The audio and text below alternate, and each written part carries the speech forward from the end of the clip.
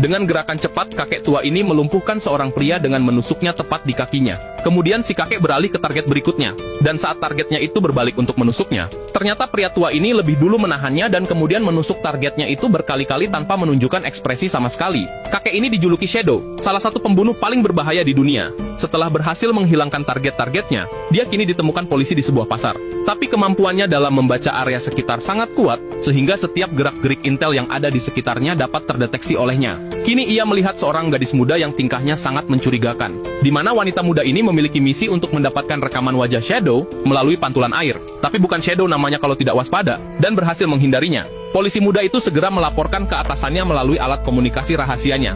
Hampir saja gerakannya itu diketahui oleh Shadow. Beruntung atasannya itu segera memperingatkannya untuk berhenti melakukan komunikasi.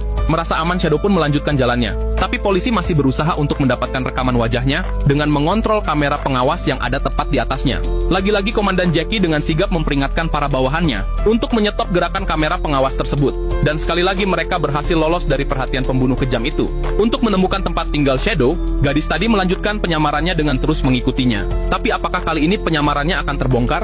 Saat akan menaiki lift, Shadow semakin curiga karena gadis ini adalah gadis yang sama dengan yang di pasar tadi. Kini Shadow pun sudah memastikan kalau gadis ini adalah seorang mata-mata polisi, dan dia sudah menargetkannya untuk segera dihabisi.